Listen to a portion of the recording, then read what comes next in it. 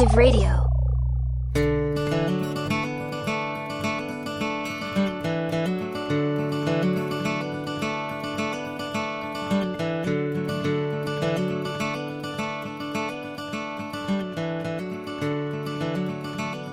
Texas History Lessons presents an occasional daily dose of Texas history with your host, Michael.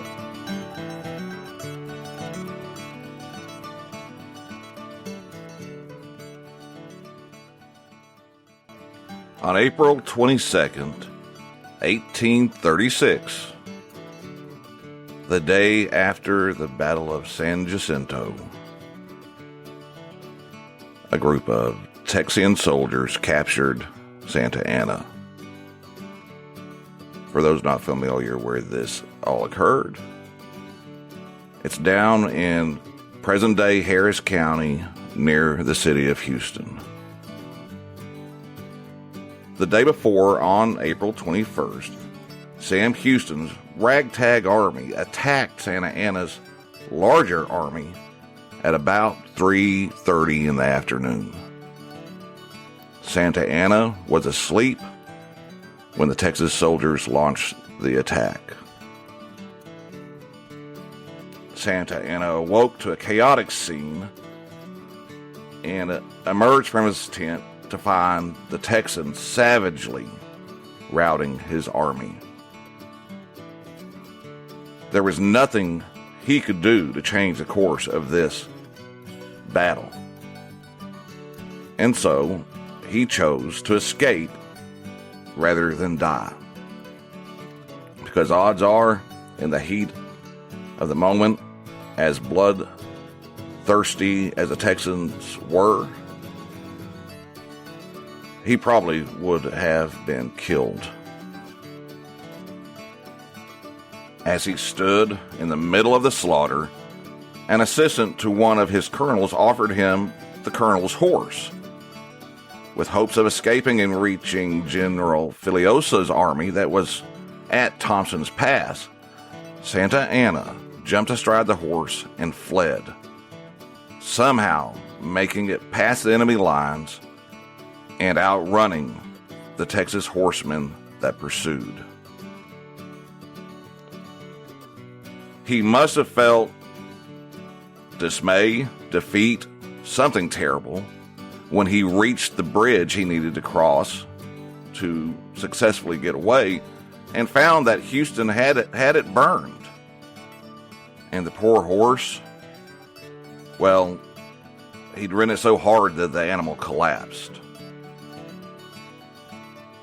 Now the Texans were still pursuing, so Santa Anna hid in some pine trees. And then a little bit later, under the cover of darkness, the sun had gone down. Santa Anna waded across the cold, chest-deep river and eventually found an abandoned house. And in it, he found some dry clothes. He removed his uniform to change, but he decided he really couldn't part with his fine linen shirt and sharp-pointed shoes. And he also chose to keep wearing a very distinctive diamond shirt stud. The next morning, on the morning of April 22nd, Texian patrols still searched the countryside. One patrol, led by a Kentucky volunteer named James Sylvester, found Santa Anna hiding in some tall grass. And Santa Anna, he was done. He did not try to flee again, because more than likely, he would not have escaped the bullet from James Sylvester's or one of the other soldiers' rifle.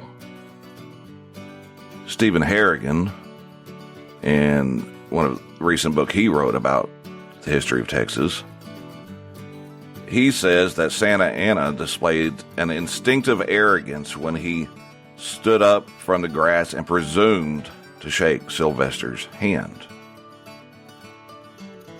The Texans asked if he had seen Santa Anna, and Santa Anna, trying to keep his identity secret, told them that Santa Anna was farther ahead the Texas soldiers thought something was a little bit different about the man. But having captured him, they decided to march him back to camp and have him placed with the other prisoners of war. Major John Forbes saw one of the very young Texans bringing Santa Anna into camp.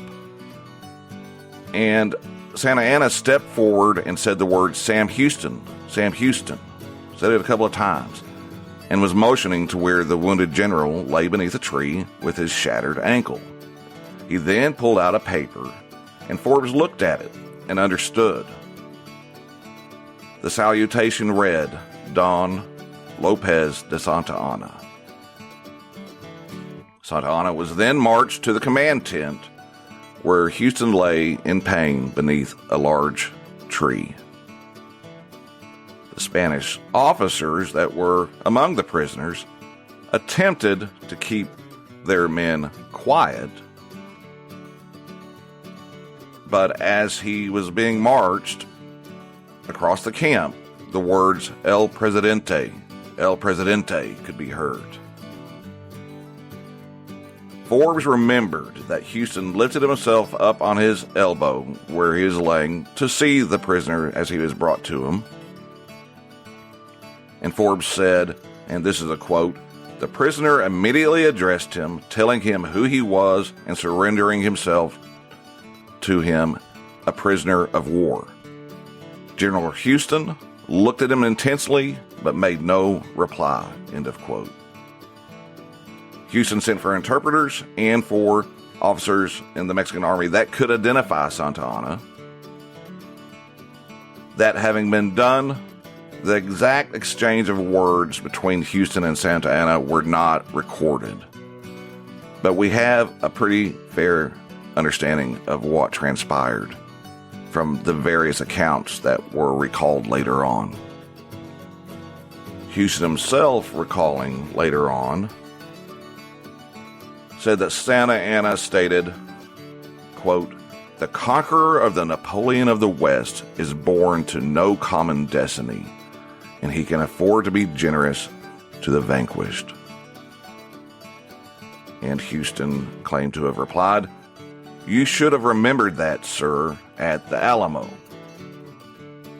Santa Anna went on to claim that having to storm the Alamo allowed him to slaughter all the men there. And then he added that he was simply acting on the orders of the government, to which Houston responded, you are the government yourself, sir. Now the Texas soldiers crowding around, they wanted blood. They wanted Santa Anna to be executed on the spot. But Houston thought it was wiser to keep Santa Anna alive, that it would be more beneficial to the young republic to have him alive rather than have him killed. So Santa Anna got to live not just another day, but several years to come. Days later, Santa Anna would order the other branches of the Mexican army to retreat, and he eventually signed 2 treaties. We'll learn about them in a future Daily Dose of Texas History. I could go on and on about this, but I think that's a pretty good nutshell of what happened on April 22nd, 1836, when the Napoleon of the West was captured. Now, Santa Anna, to my knowledge, never accepted blame for the defeat at San Jacinto, or admitted any wrongdoing or guilt for the bloodshed and killing of all the men at the Alamo or at Goliad. He's an interesting figure that we're going to learn a lot about in coming days when we get to this in the lessons episodes. And suffice it to say, he went on to play a very important role in the future history of Mexico.